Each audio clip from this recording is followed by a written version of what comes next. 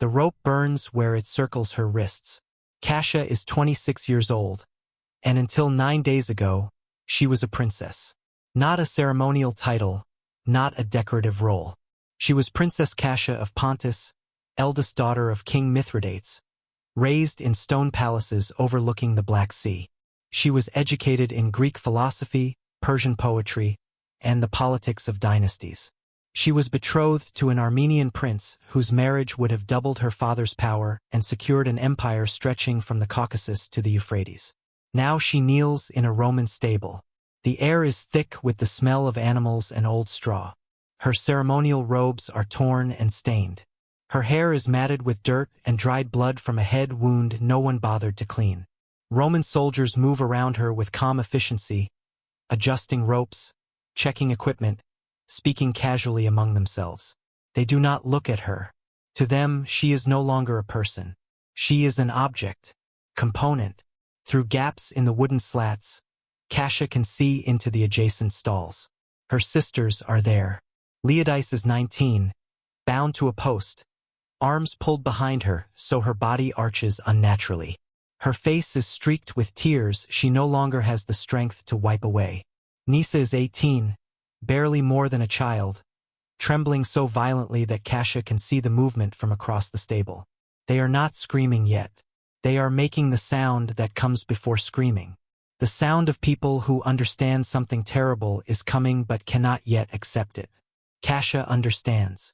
Every kingdom bordering Rome had heard of this punishment. It was whispered about in courts and caravans, passed along as warning rather than rumor. The Romans called it different things depending on the commander. Sometimes it was public, meant to terrify armies. Sometimes it was private, witnessed only by soldiers. But the method was always the same, and it always involved horses. These were not animals chosen at random. They were large cavalry stallions, selected for size and temperament, held by handlers who knew exactly what would happen when they were released toward bound, defenseless women. This punishment was never about execution. Death would have been mercy. This was about erasure. Kasia hears footsteps behind her. A man enters the stable wearing the armor of a senior commander. His face is marked by decades of campaign, his expression calm, almost bored.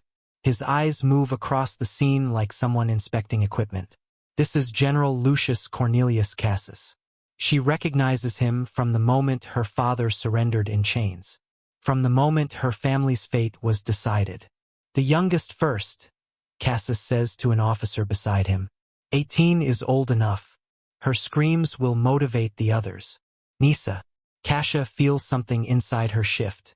The fear does not disappear, but it is pushed aside by something older and stronger. She has protected her sisters her entire life. She taught Leodice to read when tutors gave up. She held Nisa through nightmares after their mother died. She shielded them from court politics and expectations meant to consume royal daughters. She will not stop now. General Cassus, she says. Her voice is steady, steadier than she expected. The soldiers pause. Cassus turns, surprised not by fear, but by audacity. The Pontic princess speaks, he says. What could you possibly have to offer? An exchange, Kasia says.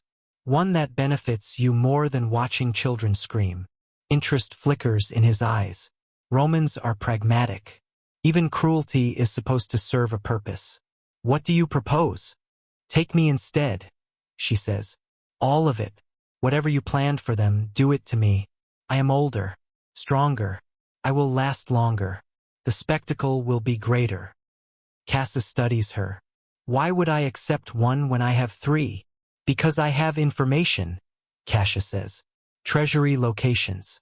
Names of Roman officers my father bribed. Supply routes and eastern alliances you don't yet understand. She pauses. And because I know how to die quickly if tortured. You will get nothing that way. Silence stretches. Cassus considers. And your sisters will watch, he says finally. They will know what you endure for them. Kasia swallows. If they are truly spared, she says. Not sold. Not killed later. Given safety. What does safety mean to you? Send them to Rome, Kasia says. into a household that will treat them as guests. Let them live. Cassus smiles. Then we have a bargain. The punishment is delayed. Not cancelled. Delayed. Because Cassia has made herself valuable. What follows is not recorded in Roman histories. Roman writers listed victories, triumphs, and treasure. They did not describe what happened to the daughters of defeated kings. Those details were considered unnecessary. But the system was deliberate. Roman commanders used spectacular violence to break resistance psychologically. Execution created martyrs. Degradation destroyed symbols. Royal women were dangerous even as captives. Their bloodlines could legitimize future rebellions. Their marriages could revive fallen dynasties. So Rome destroyed that possibility. Not by killing them, but by unmaking them. Cassia spends days giving intelligence. Real information mixed carefully with lies that take time to verify. Each day her sisters remain alive is a victory. A young officer, Tribune Marcus Antonius Priscus, intervenes. He argues that destroying Cassia too quickly would waste valuable intelligence. Cassus agrees. Cassia is moved to officers' quarters. Her sisters are guarded but unharmed. Weeks pass. Then orders come from Rome. The Senate wants Cassia transported for interrogation. Her knowledge of Eastern politics is too valuable to discard. Cassus is furious but obeys. Before leaving, he demands one thing: public ceremony, a display of submission. At dawn, the army assembles. Cassia kneels before Cassus in a thin white tunic. She speaks words prepared for her. She crawls. She kisses his boots. Her sisters watch.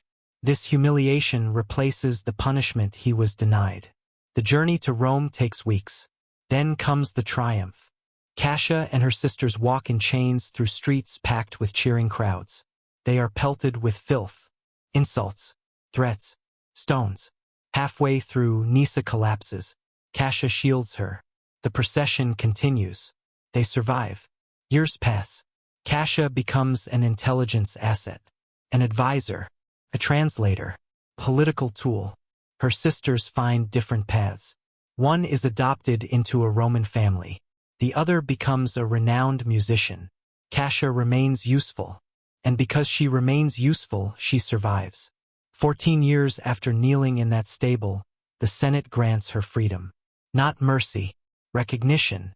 She lives the rest of her life as an advisor, never married, never restored, but successful in the only way survival allows. She dies with her sisters holding her hands. Not as a princess, not as a captive, but as a woman who understood that sometimes survival is not about saving yourself. It is about choosing who gets to live. Remember Cassia. Remember the daughters of defeated kings. Because Roman conquest was not only battles and banners. It was bargains made in stables. And sacrifices history chose not to record.